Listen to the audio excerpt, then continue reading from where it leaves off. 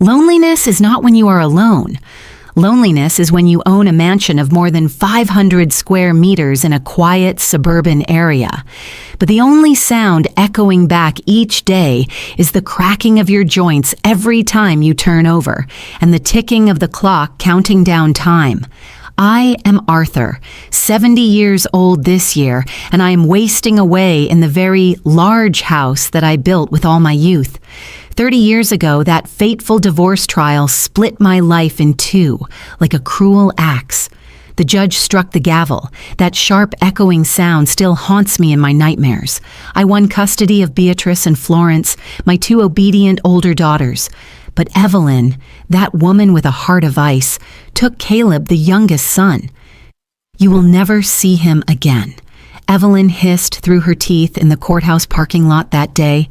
"He is my son, and I will teach him how to live without the shadow of a weak man like you." And she did exactly that. For 3 decades, I was blocked, erased from the boy's life. But there was one thing she never forbade: my financial support. As steadily as a machine, every month I sent $3,000 to Evelyn's account under the name Caleb's Living Expenses. $3,000 at that time was a fortune, and even now it is still no small amount. I did it not because of the court ruling, but because of the calling of a father. That Tuesday afternoon, it was pouring rain. I was sitting at the table, absent-mindedly flipping through old pages of a book, when the landline phone rang. The piercing sound tore apart the suffocating silence of the house. I picked up, my hand slightly trembling because of age. "Hello?" Arthur speaking. The other end was silent for a few seconds, only heavy breathing and choked sobs. "Dad, is that you?" The old heart in my chest seemed to skip a beat. That voice, although much deeper than the baby talk I remembered, I recognized immediately. It was that invisible bond between father and child. "Caleb?" I blurted out, my voice cracking with emotion. "Is that you?" "Yes, it's me," Caleb's voice came through, full of exhaustion and despair. "I'm sorry for calling so suddenly. I didn't know who else to call." I gripped the receiver tightly, as if holding onto a lifebuoy in the middle of the sea. "Don't apologize. It's never sudden. What happened to you?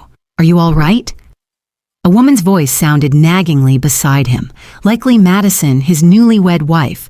Tell him we're about to starve to death." Caleb cleared his throat, trying to drown out his wife's voice. "Dad, the thing is, life has been really hard lately. Inflation is rising, my job at the repair shop is unstable. Madison just got laid off." I asked quickly, "Do you need money? I can—" "No, not just money," Caleb cut in, his voice trembling as if about to cry. "The landlord just announced that rent will double next month. We argued with him and he kicked us out.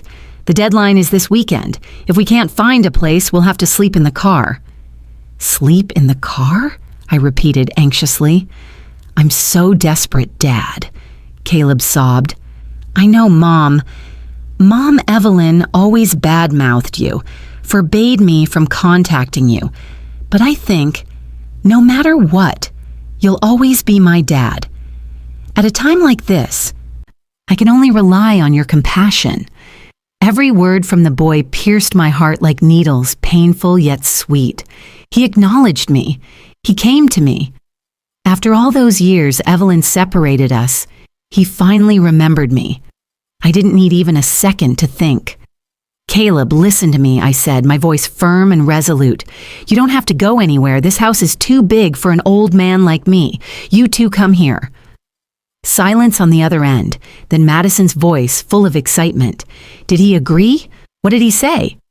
"Dad, are you serious?" Caleb asked again, unable to hide his joy. "You won't mind if we move in? We have quite a lot of stuff." "Mind what?" I laughed happily. "I've always wanted to see you. Your room, I've kept it just the way it was.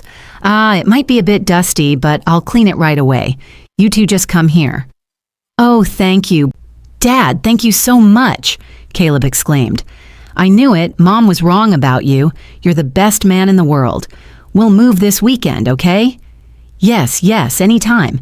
This gate is always open for you. Okay, goodbye, Dad. I have to go pack. Love you. Drive safely, son. The call ended, leaving behind a long, endless tone, but inside me, a symphony had just begun. I put down the phone, my hands still trembling with happiness. I stood up, feeling strength surge through this old body. I walked quickly toward the stairs, heading up to the second floor, to the room at the end of the hallway, the bedroom I kept for Caleb. I pushed the door open. The musty smell hit my nose, but to me it was the smell of a new beginning. I started cleaning with enthusiasm. I wiped every window bar, replaced the sheets with a brand new light blue set the color of hope. I took out the softest pillows. While working, I muttered to myself, imagining the coming days. Caleb will like this corner. The light is good for reading. Madison will probably need more hangers in the closet. I need to go to the supermarket to buy more food. What does the boy like to eat? I paused, standing in the clean room, watching the tiny dust particles dance in the afternoon sunlight streaming through the window. A warm feeling spread through my chest. I once thought my life was a life sentence of loneliness. I thought I would die old in this cold mansion without ever seeing Caleb again. But fate smiled on me at the last moment. I will protect him, shelter him with everything I can. I smiled contentedly, unaware that the phone call earlier was not the sound of reunion, but the trumpet announcing the beginning of the cruelest tragedy of my life. While waiting for Caleb and Madison to move their belongings, I sat blankly at the dinner table, already neatly set, absent-mindedly turning the old ring on my hand. All the neighbors looked at me with pity, or sometimes with contempt. In their eyes, I was a stingy old man living alone in a huge house, but never daring to buy new clothes, driving a rattling 1998 Ford, and eating discounted bread from the supermarket every evening. They didn't know that behind that austere appearance was a secret worth $500,000. I opened the drawer and took out the carefully wrapped savings book. The number $500,000 lay still on the paper, but to me, it was as heavy as Mount Tai. It was the trust fund I had set up for Caleb since the day he was born. I had lived frugally and denied myself every pleasure just to scrape together every dollar for him. I always told myself he was already disadvantaged by not having his father by his side since he was little. So this would be a sacred responsibility, a silent sacrifice of mine. The painful memory of Caleb's wedding 6 months ago suddenly rushed back, squeezing my heart. That day, I had sent a $50,000 check as a wedding gift. I naively thought that amount, the money I had spent so long preparing, would be the ticket that allowed me to step into the ceremony hall, to see Caleb in his groom's suit. But Evelyn called right after receiving the money. "Arthur, I got the check." Her cold voice came through the phone. "Not bad. Consider it proof that you still have a bit of conscience." I continued listening. "The Madison family is very careful. Your appearance will make the bride's family uncomfortable. Do you want to ruin your son's special day? But don't I have the right to give Caleb my blessings? You lost that right a long time ago. Stay home and pray for him. Don't you dare show your face here." She hung up abruptly. That afternoon, I parked my old beat-up car 2 blocks away from the wedding restaurant. I hid behind the thick bushes of the park across the street, my eyes fixed on the front gate. And then I saw it. Caleb walked out, radiant and handsome, hand in hand with Madison. I stood there, whispering a blessing that no one heard, then quietly turned away. The roar of an engine in the yard pulled me back to reality. The clock had struck 9 p.m. The front door swung open. Caleb and Madison walked in, bringing with them a blast of cold air and noise that shattered the stillness. They lugged in enormous suitcases and piles of bags. "Oh my God, this house is huge!" Madison exclaimed, her eyes roaming across the high ceiling. "Caleb, you didn't tell me your dad owns an entire mansion like this." Caleb dropped the 2 suitcases onto the shiny wooden floor and exhaled. "I told you already. The old man, I mean, my dad is secretly rich. He just doesn't know how to enjoy life. I hurriedly stood up, straightened my neatly ironed shirt, and rushed over. You're home! I opened my arms wide, a bright smile on my face. Welcome home, kids. Was the traffic bad? I've been waiting for you. Caleb glanced at me without any intention of hugging back. He only nodded casually. The traffic was terrible. Why is the house so dark? Are you saving electricity? I froze for a moment, my hands still hanging in mid-air, then awkwardly lowered them. Oh, I lit candles to make it cozy. Today is a special day. I prepared a feast for you. I excitedly pointed toward the dining table. There, the black pepper grilled beef, my signature dish, had already gone cold, sitting next to pumpkin cream soup and a fine bottle of red wine I had kept for 20 years. Come to the table, you must be hungry. Madison wrinkled her nose, looked at the full table, then turned to Caleb with a pout. Babe, I told you, the smell of grease makes me nauseous. Caleb waved his hand, looking at me with a calmness so cruel. Forget it, Dad, we already ate out. We passed a fried chicken place at the intersection and stopped in. Our stomachs are full. We can't fit anything else. I was stunned. A wave of disappointment rose in my throat, bitter like bile. I had spent the entire afternoon grocery shopping, choosing the freshest cuts of meat, cooking for 4 hours with my aching back, only to be met with that indifferent response. But you won't have just a bite? I tried to salvage the moment, my voice faint. Since I already cooked, just one bite, Caleb?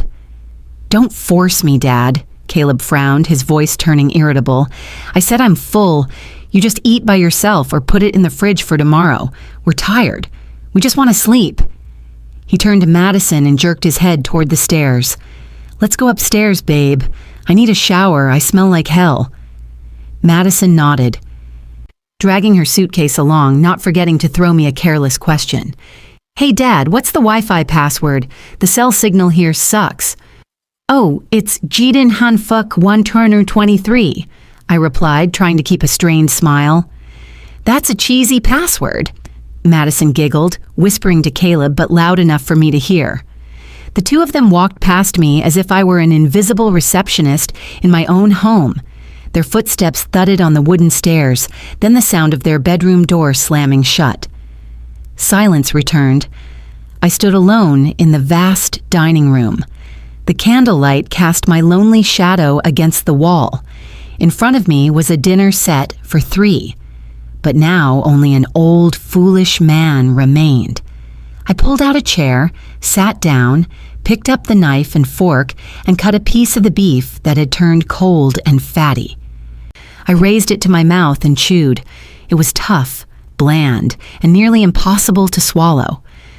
It's okay, Arthur, I murmured to console myself, swallowing the meat along with the lump in my chest. They're just tired. They're young, they have a lot on their minds. Evelyn probably didn't teach him manners, but I'll teach him from scratch. Patience. I must be patient. I poured myself a glass of wine, raised it toward the empty air. Welcome home, Caleb. Cheers to our reunion. I gulped down the bitter wine, trying to ignore the laughter drifting down from upstairs where the two of them were enjoying the comforts I had spent my entire life building, without sparing a single thought for the old man sitting downstairs with a bleeding heart.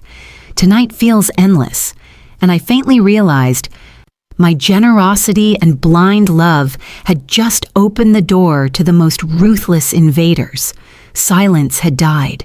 It died the night Caleb and Madison moved in, buried under piles of beer bottles, empty pizza boxes, and the pounding rap music shaking the ancient oak wood floor.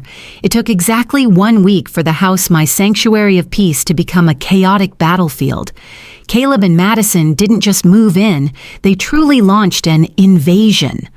The living room, where I usually listened to classical music and read books, was now completely occupied by the brand new 65-inch TV Caleb had insisted I buy. Your old TV is as tiny as a nostril, Caleb had said as he tossed the old Sony I had treasured for 15 years into the trash. What era do you think this is, Dad? I need a big screen to watch soccer.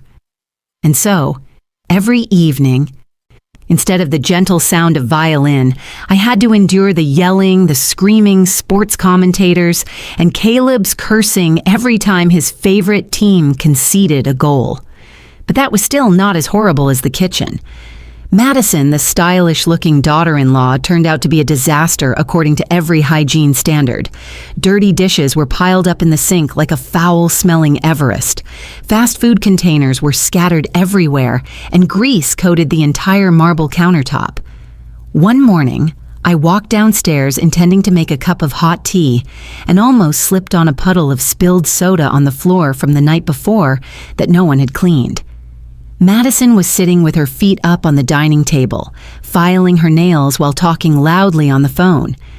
"Madison," I gently reminded her, picking up some empty beer cans rolling around under the chair. "Could you clean up a little? Ants and roaches will come." Madison stopped filing her nails and glanced at me through oversized sunglasses, even though we were indoors. "Oh, Dad, I'm like super busy. You're free all day, you clean it, and your dishwasher is so ancient it doesn't wash anything clean. You should replace it." I sighed, suppressing my irritation. "The machine still works fine, dear. You just need to rinse the dishes before putting them in." "So annoying," she pouted, turning back to her phone. "Hello, it's me. Yeah, the old man is nagging again about dirty dishes. Exhausting, seriously." I stood there staring at my daughter-in-law, feeling like a servant being looked down on in the very house I had poured my sweat and tears into building. But I comforted myself. Forget it, they're still young. They don't know how to take care of things. Maybe Evelyn never taught her to do housework. The breaking point came in the third week. A snowstorm hit, bringing bone-chilling cold, and my aging body collapsed under a severe flu. I lay flattened on the bed, my whole body shaking from a high fever, my head pounding like it was being split open. My throat was dry like a desert, each breath wheezing painfully. For 2 whole days, I lay unconscious in my room. Not a single person came to knock on the door. Not a single person checked to see whether I was alive or dead. From downstairs, loud laughter echoed up, piercing through the floor, drilling straight into my aching ears. The smell of delicious food, fried chicken, French fries seeped through the crack of the door, taunting my stomach, which was cramping with hunger. On the evening of the second day, the burning thirst forced me out of bed. I wrapped a comforter around myself, my legs trembling as I took each agonizing step down the stairs. Each stair was torture.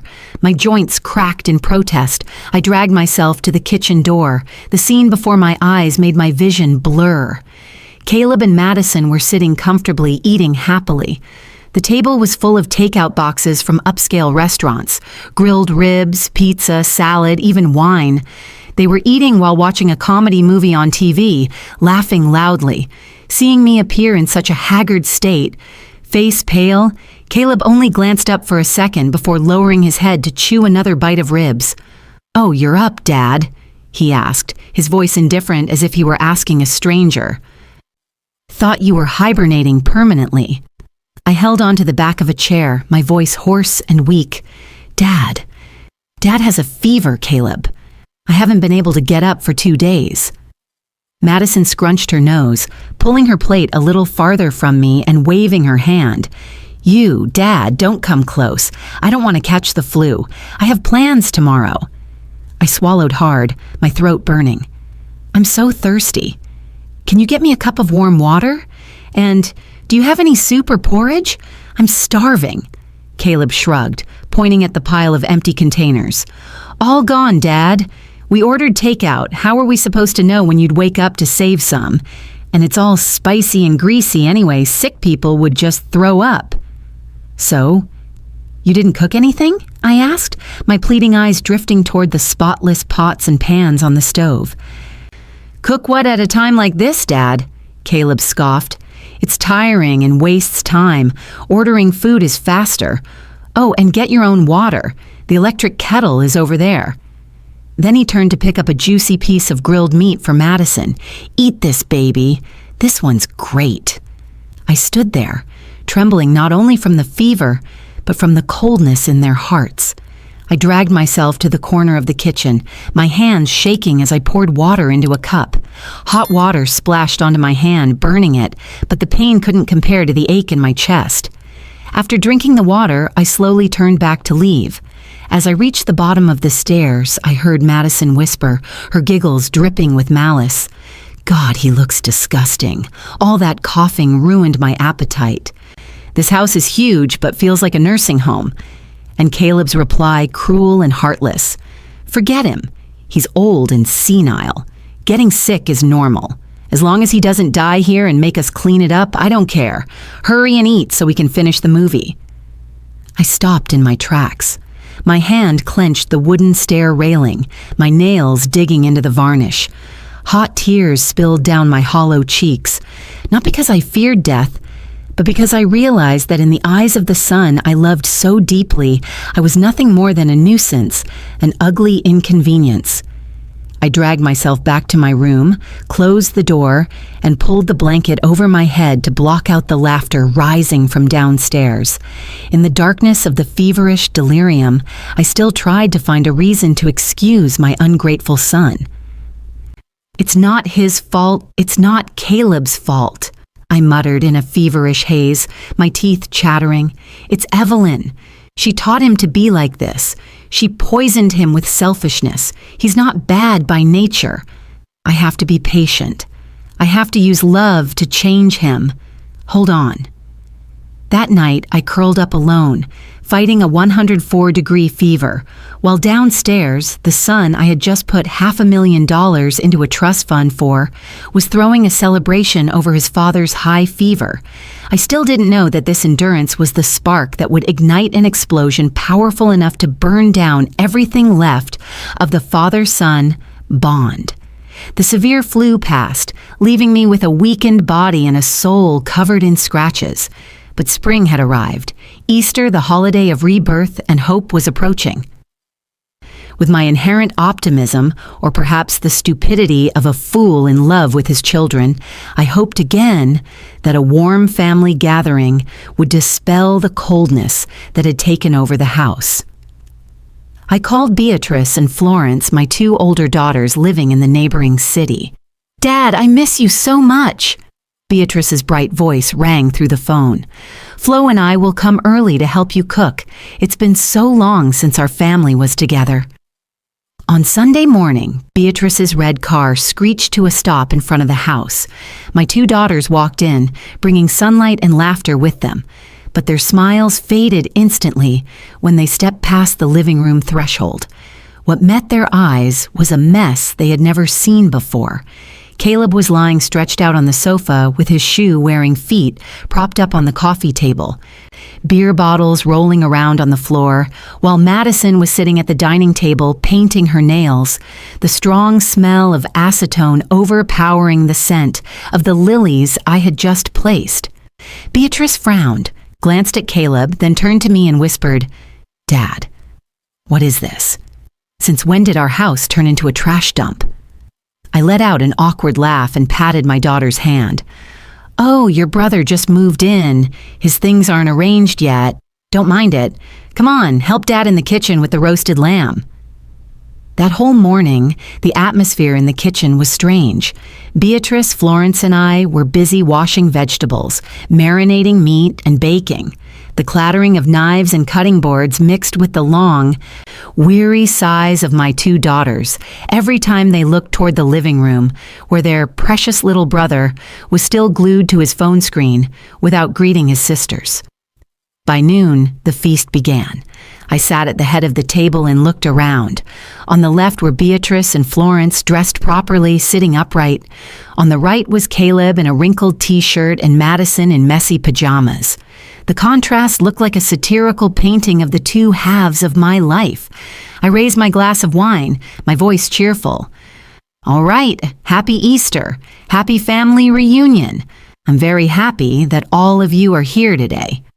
Caleb didn't raise his glass. He poked at the herb-roasted lamb with his fork and frowned. "Grilled meat again? Don't you know how to make something more modern? This is so dry, who can swallow it?" Florence, hot-tempered as she was, slammed her glass of water down on the table, the sound of glass hitting the surface sharp as a crack. "Caleb! What kind of talk is that? Dad woke up at 5 a.m. to prepare this. If you won't eat, get up and go out." Caleb lifted his head, his eyes bloodshot, his gaze full of challenge. "Don't you lecture me. This is my dad's house. I can say whatever I want. You two are guests, so if you know what's good for you, shut up and eat." "Guests?" Beatrice glared, her voice trembling with anger.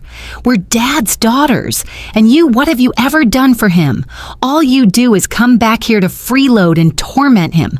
Look at the house. You've turned it into a pigsty." Madison, who had been silently eating with her head down, suddenly looked up, her voice sharp. "Hey, sister, don't insult my husband. We're having a hard time right now, so Dad is helping a little. Why are you so tense?"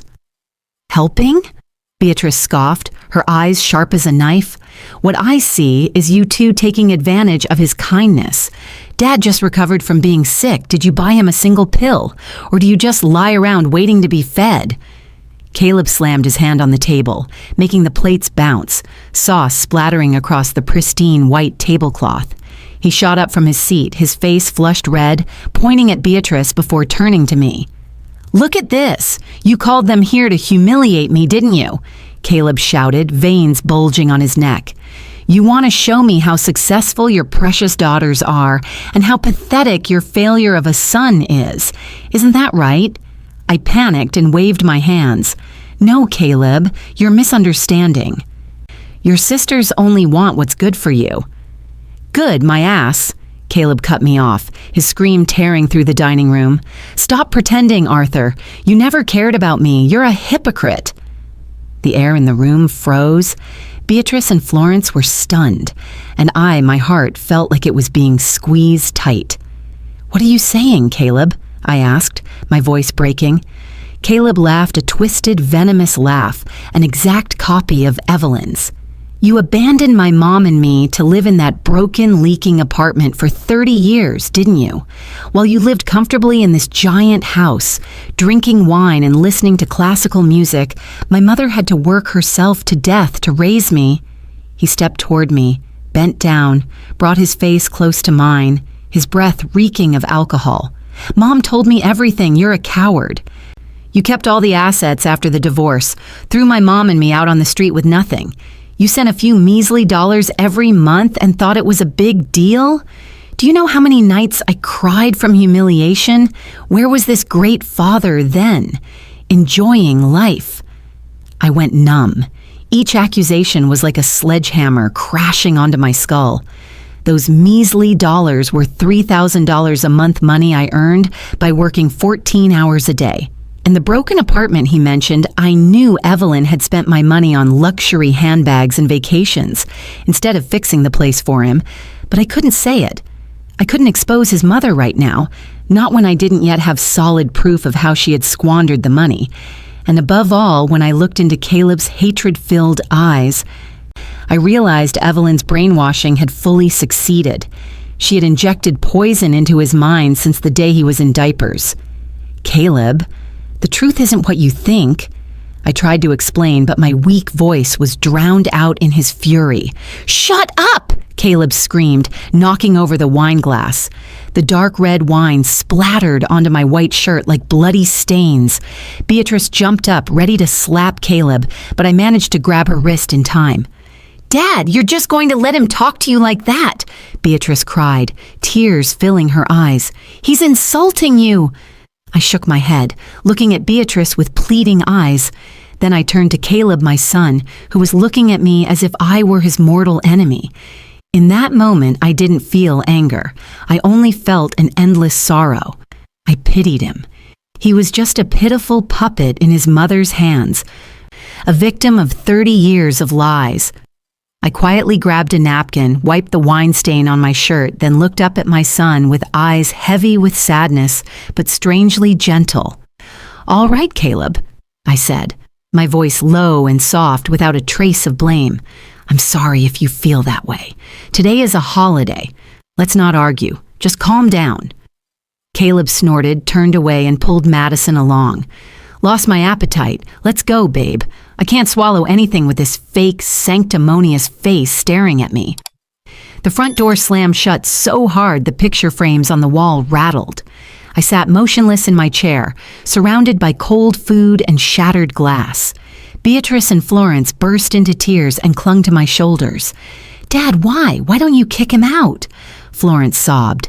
I patted my daughter's hand, my eyes fixed on the empty space ahead. "He's your brother. Maybe I haven't done my duty well. I'll try harder." I lied. For the first time in my life, I lied to my daughters. I wasn't enduring this because I was weak. I was enduring because I needed time. I needed to wait until this abscess swelled to its limit, so that when I pierced it, the truth would burst out in a way no one could deny. But right at this moment, looking at Caleb's back disappearing behind the door, I bitterly realized the father in me had failed, and the little boy he once was had now become a wounded wild animal, ready to tear apart the hand reaching out to save him. Beatrice and Florence's car faded behind the gate, leaving behind a trail of gray smoke and a heavy silence that blanketed the house. Before leaving, Beatrice had gripped my hand tightly, her eyes red and full of fury. "Dad, I can't let this go," she hissed through her teeth. "I'm calling a lawyer. We're getting a restraining order. He has no right to insult you in your own house." I shook my head, pulling my old hand out of hers, gently patting the back of her hand like a weak attempt at reassurance. "No, Beatrice, don't make a big deal out of this. He is your brother. If we drag each other into court, people will laugh at our family. Let me handle it." "Handle it? How, Dad?" Florence snapped, tears rolling down her cheeks. "By letting him insult you and walk all over you? You've become too weak." "Go home, girls," I said, my voice low, trying to hide my exhaustion. "I know what I'm doing. Trust me one last time." When the sound of the engine finally disappeared, I turned back into the house. The oak door closed behind me like the door of a tomb, trapping me with two ruthless jailers.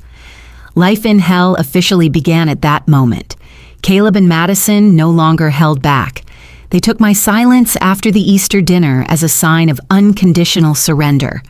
They began a campaign to isolate me right inside my own territory. That night, the temperature outside dropped below freezing. I lay curled up under the blanket, my teeth chattering. The bone-chilling cold slipped through the window cracks, gnawing at every aching joint of a 70-year-old man. I groped my way up, trembling, to check the heater. It had been shut off. I put on a thick, padded coat and shivered my way down to the living room. Caleb was playing video games, gunfire blasting loudly from the TV.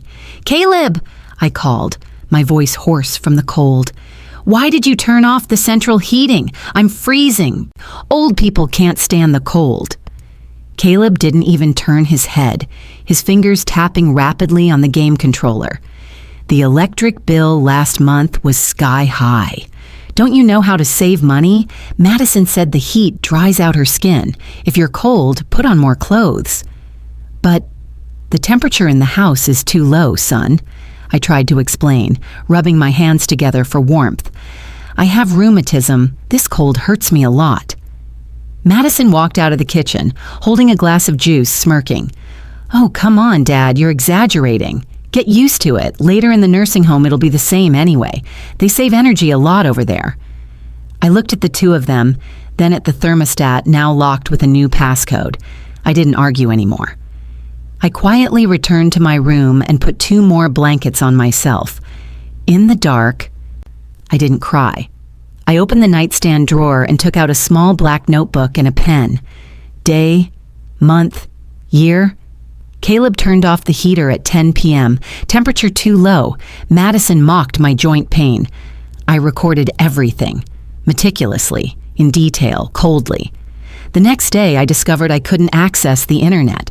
The Wi-Fi password had been changed. My old iPad, the only tool I had to read news and contact friends, was now a useless brick. I went downstairs and saw Madison live streaming, showing off my kitchen to her friends on social media.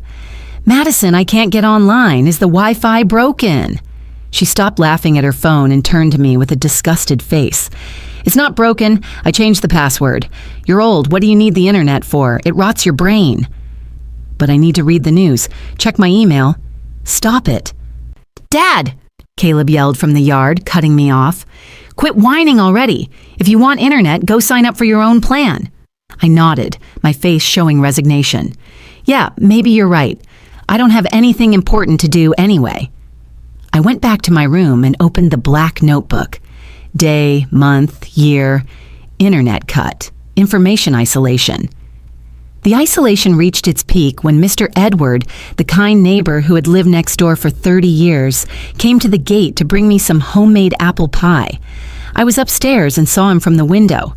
Caleb rushed out, blocking the poor old man. Who are you looking for? He asked rudely. Hello, son, I'm Edward. I brought some pie for Arthur. I haven't seen him outside watering the plants the past few days. I worry he's sick. He can't eat sweets. Diabetes. Almost dying, Caleb lied without blinking. And he's sleeping. Don't bother him. Don't come here anymore. This house doesn't accept visitors.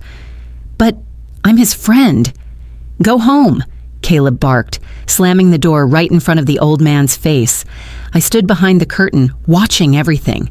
Mr. Edwards slowly walked away, disappointed.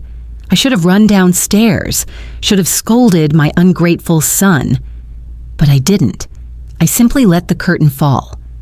From that day on, I accepted playing the role of a ghost in my own house. I moved quietly like a cat, avoiding making noise. I ate leftover pieces of bread, drank tap water, and spent most of my time confined to my room. Whenever I ran into Caleb or Madison in the hallway, I pressed myself against the wall to let them pass, my face blank, my eyes dull like an old man who had given up everything. Look at him. He looks like a corpse, I heard Madison whisper to Caleb as I walked by. I think he's really about to go, babe. He looks so weak. Even better, Caleb scoffed. The sooner he dies, the faster this house becomes ours. Saves me from seeing that funeral face every day. They were gleeful, triumphant. They thought this Arthur had been broken, had become a lamb waiting for slaughter. But they were wrong. The biggest mistake hunters make is underestimating their prey. Time passed heavily and slowly in my cold, large house. 2 weeks had gone by since I accepted playing the role of a drifting ghost, a useless old man waiting to die. I had played the part to perfection. One hot Thursday afternoon, the early summer heat began burning the asphalt outside, but inside me was an eternal block of ice. I sat on the rocking chair on the back porch, a thick novel open on my lap to page 30, though my eyes had been stuck on that line for an hour. Caleb was in the yard about 5 meters away. He was pacing, phone in hand, his face anxious and irritated. He glanced toward me. I quickly shut my eyes, tilting my head to the side, pretending to have fallen into the deep sleep of old age. My breathing was steady, but my hearing was taut like a stretched string, ready to catch every smallest sound. The sound of the phone ringing shattered the quiet of the afternoon. Caleb picked up immediately. "Hello, Mom, it's me." His voice came out, no longer carrying its usual insolence, but instead filled with impatience and timid obedience. On the other end was Evelyn. I couldn't hear her voice. But through Caleb's replies, I could clearly imagine every hiss coming from that woman. "Yes, I know," Caleb kicked a pebble at his feet in frustration. "But this old man is stubborn, Mom. He's like a rock, silent and unmoving. I've tried everything already, from cutting the heater to cutting the internet, and he still hasn't said a word about transferring the house." He listened quietly for a moment, then burst out laughing, a savage laugh that made my spine go cold. "You're right, Mom. We probably have to use stronger measures." Caleb switched the phone to his other hand and walked a bit closer to check on me. I stayed in the exact same slumped position, my mouth slightly open, my arms dangling. He stared at me for a moment, then whispered into the phone, dripping with contempt. "He's sleeping like the dead. What did you say? St. Mary's nursing home in the suburbs?" My heart thudded hard, but I forced myself to stay still so my chest wouldn't rise too visibly. St. Mary's was known for being awful a place for homeless or abandoned seniors, with terrible hygiene and sky-high mortality rates. "Cheap? Only $500 a month?" Caleb exclaimed. "Perfect. Then dumping him there is the ideal move. His pension can cover it easily, and we pocket the rest." He paused, nodding repeatedly. "Yes, I'll do it tonight. Don't worry, Madison is already preparing the paperwork. As soon as he signs, I'll call a car to haul him away. This house will be ours. We'll sell it, split the money, and you can travel the world like you always wanted." "Yes, bye, Mom. I'll call tonight with the good news." The call ended. Caleb spat on my neatly trimmed lawn, then turned and walked back into the house whistling, leaving me alone with the fading afternoon sunlight. I opened my eyes. Strangely, no tears fell. The tight ache in my chest that I had endured for months suddenly vanished. In its place was a hollow, weightless feeling. It was the feeling of liberation. For 30 years, I had lived in a delusion about fatherly love. I had lied to myself that if I sacrificed enough, endured long enough, that boy would eventually understand and love me. But the bucket of cold water splashed on my face just now had finally woken me up. There was no child gone astray here. There was only a wolf pup raised by a mother wolf, and now its fangs were long enough to tear apart the one who had fed it. "Thank you, Caleb," I whispered into the empty air, my voice dry but steely. "Thank you for showing me this naked truth. Because of you, I don't feel guilty anymore." I braced my hands on the armrests and slowly stood up. My back was straighter than usual. The dim, defeated look in my eyes had disappeared, replaced by the sharp gaze of a man who once clawed his way through the business world from nothing. I walked slowly into the house, headed straight upstairs, passing Caleb's room from which came the sound of him and Madison discussing the selling price of this house. I returned to my room and locked the door firmly. I walked to the oil painting of a sunset hanging on the wall and took it down. Behind it was an old built-in wall safe. I hadn't opened it in 30 years, not since the day the court declared the divorce ruling. I turned the dial. Left 18, right 05, left 92, Caleb's birthday. How ironic that the code to open the darkest secret of my life was the very day he was born. Click. The heavy door of the safe creaked open, its hinges dry after decades. Inside, it was empty except for a single yellowed envelope, its edges frayed, lying alone in the dark. A layer of dust covered the bright red seal that remained intact. I reached in and took it. The envelope felt weightless in my hand, but I knew its weight was enough to crush an entire family, enough to shatter illusions and bottomless greed. I carried the envelope to the mirror. I looked at my reflection. White hair, deep wrinkles, but eyes blazing with decisive fire. The weak father named Arthur had died outside on the porch this afternoon. I stroked the surface of the envelope gently and whispered, "Evelyn, you've always talked about the debt I owe you and your son. You were right. A debt must be paid." I placed the envelope into the inside pocket of my shirt, right above my heart, which beat calmly and frighteningly steady. And today, this 30-year debt will be settled, to the last cent. I opened my door and stepped into the hallway. The dusk shadows crept across the house, but in my mind, everything had never been clearer. The play had reached its final act, and now the director was stepping onto the stage. The envelope in my pocket burned like a coal, but it was also the only warmth I felt. I took a deep breath and adjusted my expression in the mirror. I loosened my face, let my eyelids droop, and hunched my shoulders a few extra inches. In an instant, the resolute man from a moment ago vanished, replaced by the image of a defeated, hopeless, completely subdued old Arthur. I walked out of my room, deliberately dragging my feet noisily on the wooden stairs. The sound immediately drew the attention of the two wardens downstairs. Caleb and Madison were huddled together, watching TV. When they saw me come down, Madison nudged her husband. Caleb turned around, annoyance plastered across his face. "What now, old man? Hungry? Or are you going to complain about the heater again? I told you it stays off." I gripped the railing and coughed weakly, playing my role of a frail, exhausted man perfectly. I stepped toward them, my foggy eyes fixed on the floor. "No, Caleb, I'm not hungry. I've thought carefully about what you said." Caleb raised an eyebrow, snapping off the TV. He stood up, walked toward me, his eyes narrowing. "Thought about what?" I lifted my head, looking at him with resignation. My voice trembling. "You're right, I'm old. What's the point of keeping such a big house when my health keeps getting worse? I don't want to die alone here and burden all of you." Caleb's eyes lit up like car headlights.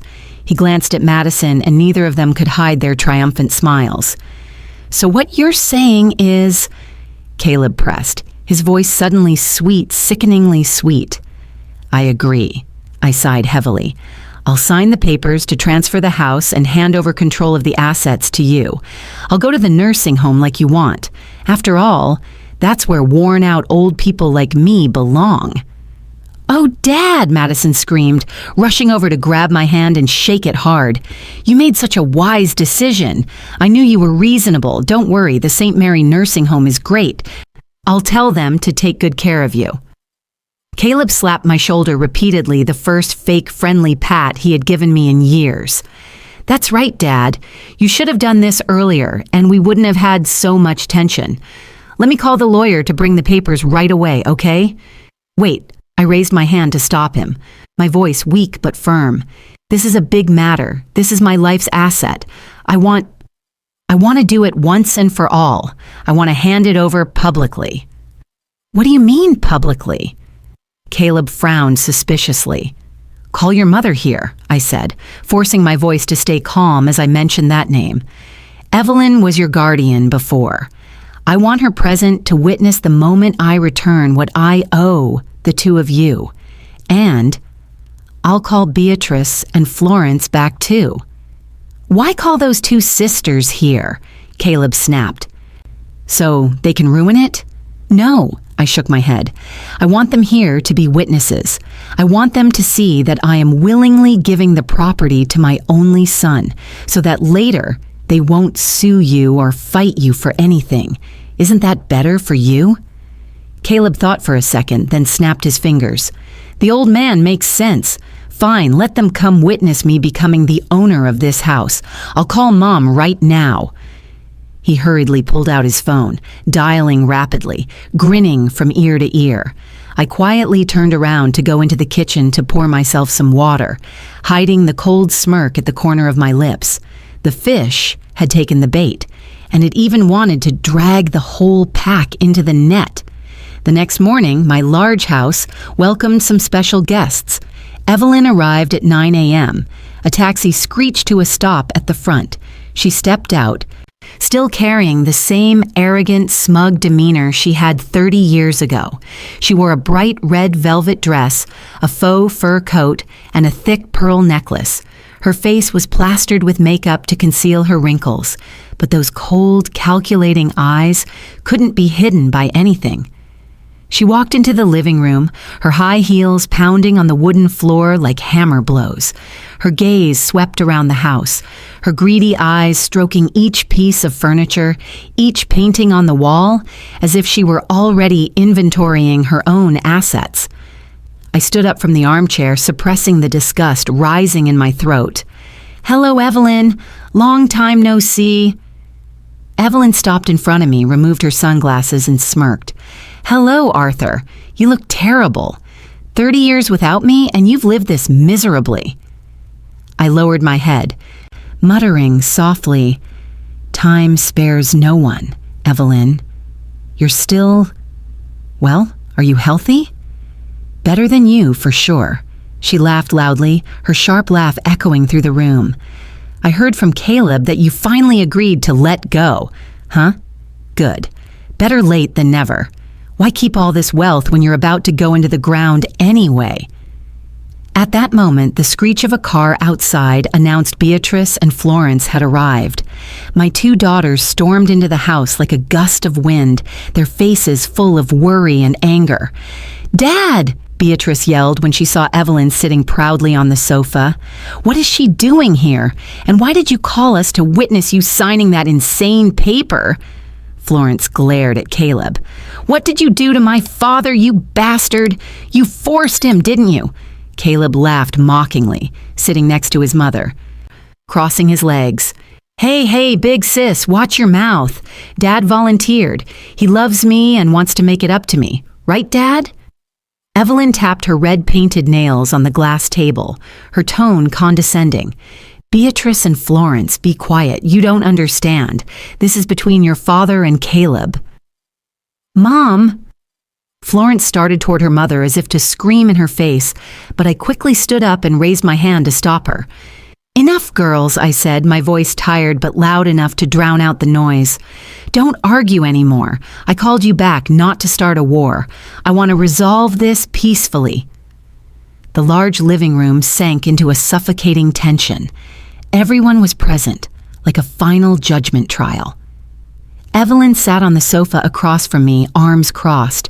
Her arrogance filled the entire space, overshadowing the worry etched into the faces of my two daughters standing behind me. Beside her, Caleb and Madison sat pressed together, their eyes glued to the pen in my hand, their faces showing naked greed. Behind my chair stood Beatrice and Florence, their breaths shallow and anxious, afraid their father would do something foolish. Caleb couldn't contain his impatience. He shoved the property transfer folder toward me, the paper sliding across the wooden table with a dry scratch that tore through the silence. "Sign here, Dad," he said urgently with a tone mixed with command, not a trace of respect left. "Mom came all the way here. You're old and frail now. If something happens, the procedures will be complicated. If I'm the one on the title, the house is still yours. We'll just hold it for you." I stayed silent, turning the pen slowly between my fingers. My slowness made Evelyn lose her patience. She leaned forward, tapping her red nails on the table with rapid, demanding rhythm. "Hurry and sign, Arthur. Stop being selfish. What are you keeping this big house for? This is the asset you owe the boy after all those years you abandoned him. Do the last right thing in your life." Madison chimed in, brushing her hair, her voice nauseatingly sweet and fake. "She's right, Dad. It's all the same anyway." I stopped turning the pen. I slowly lifted my head, letting the mask of a senile old man fall away. I scanned each face. Evelyn's smugness, Caleb's impatience, Madison's petty scheming. My eyes were no longer dull. They were sharp, cold as a scalpel cutting into their hearts. "Caleb," I said, my voice deep and resonant, filled with authority, tearing through the chaos. "You and your mother keep talking about inheritance rights. You think this house and the rest of my assets are things you deserve just because you're my only son, right?" Caleb stiffened slightly at the sudden change in tone, but greed had already blinded him. "Of course," he snapped, slamming his hand on the table. "Obviously, I'm your son. It's your duty." Evelyn sneered, eyes full of contempt. "Are you senile, Arthur? Why ask meaningless questions? Sign it." I smiled a gentle but icy smile that made even Beatrice behind me shudder. She placed a hand on my shoulder, but I gently brushed it off. I didn't lower the pen to sign the transfer. Instead, I slowly opened the drawer in front of me and pulled out a yellowed envelope that I had slipped into it earlier. The edges were worn with time, but the dark red seal remained intact, like a bloodshot eye staring straight at Evelyn. Well then, we need to review the definition of obligation a little bit. I threw the envelope down onto the table. It slid and stopped right in front of Evelyn. "Open it, Evelyn, or let your precious son do it." The smile on Evelyn's lips died instantly. She stared at the envelope as if she were looking at a poisonous snake. The color drained from her face, turning waxy pale, her trembling lips unable to form a word. Caleb frowned, suspicion beginning to take hold. He snatched the envelope from his mother's hand and tore it open. The sound of ripping paper tore through the room. He pulled out the yellow document. Madison leaned in to read, her eyes widening to their limit. The room was dead silent. Time seemed to stop. Then Caleb's hands began to shake violently. He looked at his mother, then at me, his mouth stammering unintelligibly. What? What is this? DNA test? 0%? Not related. Caleb's scream exploded in the living room like a bomb. Beatrice and Florence looked at each other, utterly shocked, hands over their mouths to stifle their shrieks. Madison grabbed the paper and screamed, "What, you're not his biological son? Then what about the inheritance?" I stood up. My shadow stretched across the three panicked people on the sofa. I was no longer a hunched old man. I stood straight, imposing like a judge delivering a sentence. I looked directly into Evelyn's eyes, the woman shrinking in fear and humiliating disgrace. "Do you have anything to say, Evelyn?" I asked, my voice icy cold, cutting through the thick air. "Arthur, when did you find out?" Evelyn trembled, her voice small and stripped of arrogance. She didn't dare look into my eyes. "Since the day of the divorce," I answered, each word sharp as a hammer blow. "I knew Caleb wasn't my son. I knew you had cheated. But back then, I saw an innocent baby lying in a crib, and I chose to stay silent." I walked around the table toward Caleb, who was staring at me like he had seen a ghost, the test paper slipping from his fingers onto the floor. "For 30 years, I continued, my voice filled with utter contempt, but also deep sorrow. "You brainwashed Caleb and poisoned every friend, acquaintance, and connection I had. You called me a terrible, irresponsible father. You planted hatred into his mind. But what was the truth?" I pointed at Evelyn, who was bowing her head between her knees. "The truth is that you lived comfortably for 30 years on my money. I paid $3,000 a month. I set up a $500,000 fund. I bought cars, paid for his schooling, not because of the obligations of a father."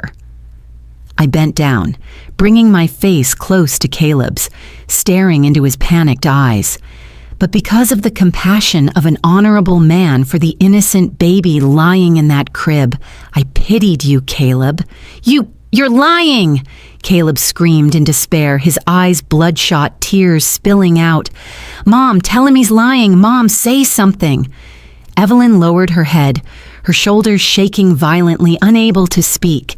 Her silence was the cruelest answer of all, delivering the death sentence to Caleb's belief. I turned and looked straight at Evelyn, my voice striking like a whip, exposing the massive number I had silently endured. "Mrs. Evelyn, you said I neglected him. $3,000 a month at that time was the salary of a senior engineer. Do you know basic math? Altogether, I threw nearly $1 million into the bottomless pit called you and your son over 30 years. $1 million for another man's child. What biological father would even do that, let alone a non-father?" Beatrice and Florence were stunned. They had never known about that money. They looked at me with a mixture of admiration and heartbreak.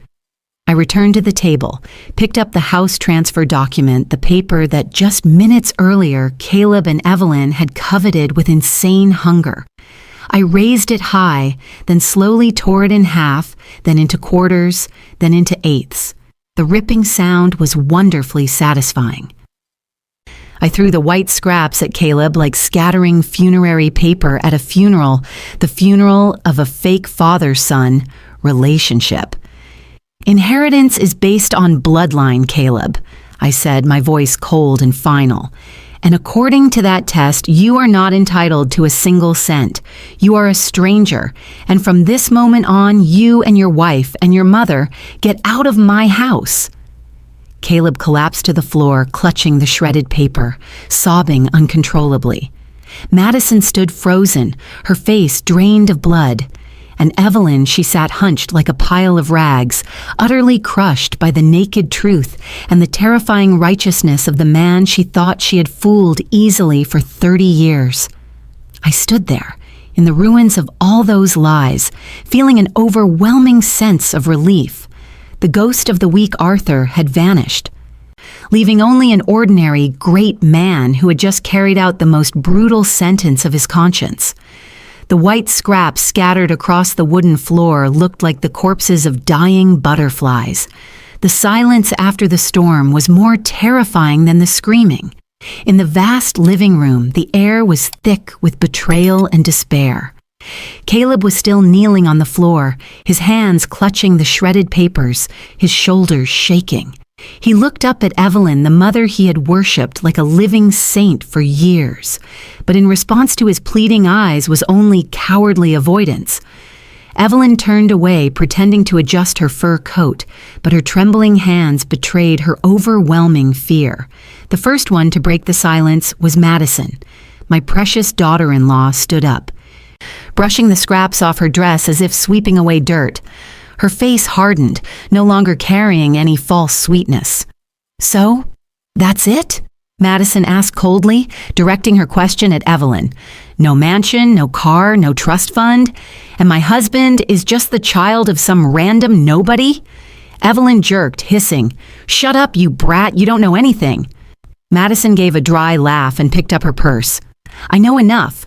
I know I'm not interested in living in a shabby little hut with 2 hearts of gold, especially when one of those hearts belongs to a complete failure." Caleb snapped his head up, grabbing the hem of her dress. "Madison, what are you saying? Where are you going? We're husband and wife." Madison yanked her dress out of his grip, throwing him off balance and sending him stumbling to the floor. "Husband and wife. I married you because you said you were the sole heir to a huge estate. Now you're broke and you don't even have a father. Why would I stay? To starve? I'll send the divorce papers later." And with that, she turned and walked straight toward the door, her heels striking the floor sharply and mercilessly. She brushed past me without a word, as if I and this entire family were a pile of garbage to be avoided. The door slammed shut. Caleb froze. His world had just completely collapsed in the span of 5 minutes. He had lost his assets, lost his wife, and worst of all, lost his identity. "Mom," Caleb turned to Evelyn, his voice breaking, tears streaming down his face. "Tell me, Dad, he was lying, right? Madison will come back, right?" Evelyn couldn't withstand the pressure anymore. She jumped up, grabbed her handbag, and screamed into the face of the son she had spoiled all his life. "Stop asking. Isn't that test result enough for you? You useless idiot. I told you to force that old man to sign early and you dragged your feet. Now everything's gone. Are you happy?" Then, "Who is my biological father?" Caleb screamed, desperate. "A bastard who left me the moment I told him I was pregnant. Satisfied?" Evelyn shouted back, her face twisted in rage. "I had to grit my teeth and take Arthur's money to raise you. I sacrificed my whole youth to raise you. Is that enough for you?" Caleb's arms dropped helplessly. He looked at his mother as if she were a stranger, a monster. So the boundless, motherly love Evelyn always boasted about had only been a long-term investment. Evelyn huffed and turned to leave. "Stop right there." My voice rang out, not loud, but full of authority, and Evelyn froze. I signaled for Beatrice to block the door. "We're not done," I said, my voice low and heavy. "Caleb, get up." Caleb still sat motionless, his soul shattered. "I said get up," I shouted louder. "Don't be a coward. If you want to be a man, stand up and face the truth." He staggered to his feet, his eyes red and empty. I walked to the fireplace and pulled out an old oak chest covered in the dust of time. This was something I had intended to give him on his wedding day, or the day he had his first child, but now it would be used for something far more tragic. I opened the lid. The smell of damp wood and old paper drifted out, carrying the scent of the past. "Come here," I ordered. Caleb dragged his heavy steps closer. He looked inside the chest. Inside were no jewels or treasure, but old toys, neatly folded baby clothes, and hundreds of letters that had never been sent. Caleb froze before the chest. He picked up a hand-carved wooden model airplane, rough but carefully made, with a line carved beneath it. For Caleb, 10th birthday. Dad hopes one day we can build it together. His hand began to tremble as he brushed the carved letters. "This is my 10th birthday gift?" Caleb asked, his voice choking. "Mom said you never remembered my birthdays. She said you were traveling with your mistress that day." I didn't answer. I just looked at him in silence. Caleb set the airplane down, then picked up a thick bundle of letters tied with twine. On each envelope were clear dates: to Caleb at 18, to Caleb on graduation day, to Caleb when you fall in love for the first time. He pulled one letter out. Tearing open the envelope with clumsy fingers, he read it greedily. Tears rained onto the yellowing paper, blurring the purple ink. In the letter, I had written that I wanted to see him, that I had advice for a young man entering life, that I was proud when I heard he had learned to ride a bike, even though I had only heard it secretly from neighbors. His hands shook violently. The letter fell to the floor. He turned to Evelyn, who was pressed into a corner, her face pale. "Mom," Caleb said, trembling with rage, "you blocked all his letters? You told me he forgot about me?" Evelyn stammered, I did it for your own good." Caleb turned back to me. His eyes had changed completely. The hatred dissolved, replaced by the unbearable pain of late regret. He looked at the keepsakes in the chest, living proof of my devotion for 30 years. "All of this is real? You truly loved me?" I looked straight into his eyes.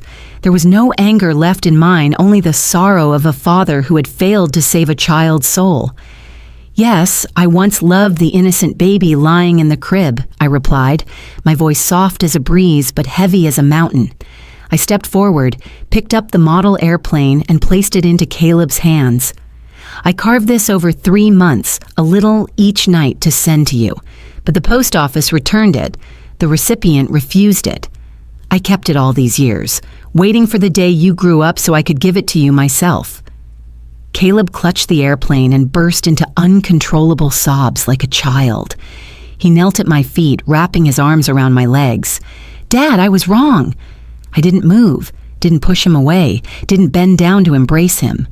My heart ached, but my mind was cold enough to stop me from giving in. It was too late. "Get up, Caleb," I said, my voice cold. "Don't dirty your clothes." I removed his hands from my legs and stepped back, creating a barrier that could never be crossed again. "You don't need money anymore." I laughed sadly. "No, Caleb, you need money. You and your mother need money very much, because from this moment on, the only financial support you've ever depended on is gone. You are not my son, and I am no longer your father." I turned to Beatrice and Florence. "Open the door and let our guests leave." Caleb looked up at me, utterly devastated.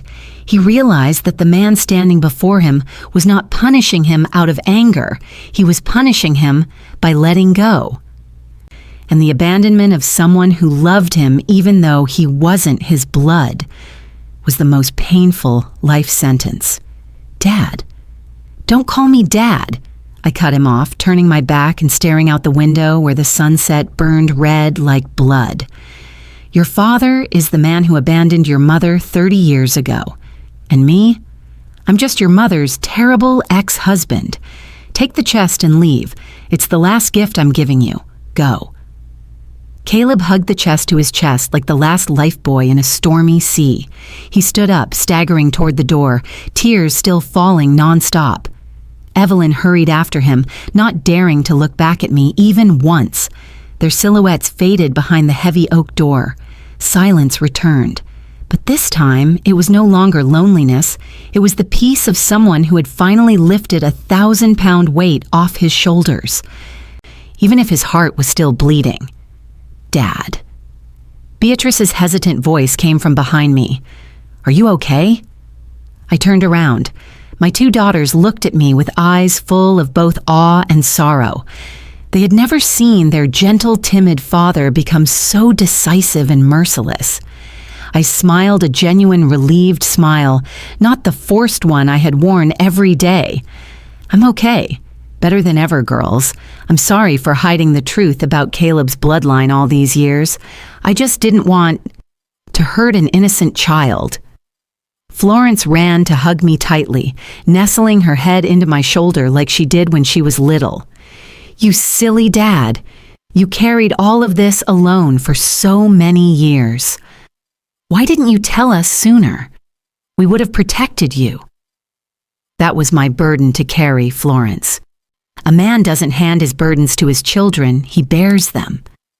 I stroked my daughter's hair, breathing in the familiar scent of family, a true family built on love, not lies. Ring, ring, ring.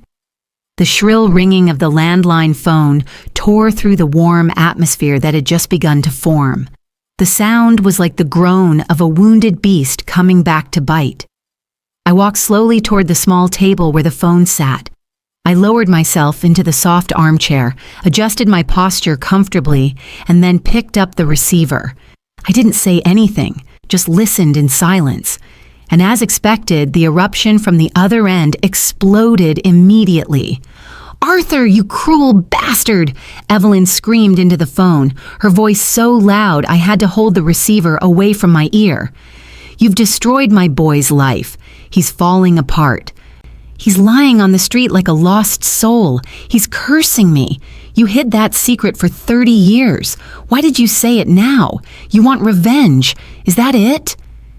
I glanced out the French window, where the dim streetlight cast a yellow glow on the thorny rose bushes. I took a sip of cooled tea, my voice calm as if discussing the weather. "Revenge? No, Evelyn. You underestimate me. I simply returned the goods." There was a moment of silence on the other end, only her angry and confused breathing. "What do you mean? You think my son is merchandise?" "Not him, you," I replied, my tone steady but sharp as a scalpel. "You always treated him as a tool to mine money out of me, didn't you? So let's speak in business terms." I leaned back in the chair, continuing clearly. 30 years ago, the court ruled that I raise Beatrice and Florence, and you raise Caleb. I did my part well. My 2 daughters are successful, filial, and kind. And you turned Caleb into a defective version of yourself, greedy, deceitful, and ungrateful. I heard Caleb sobbing in the background, but my heart felt numb.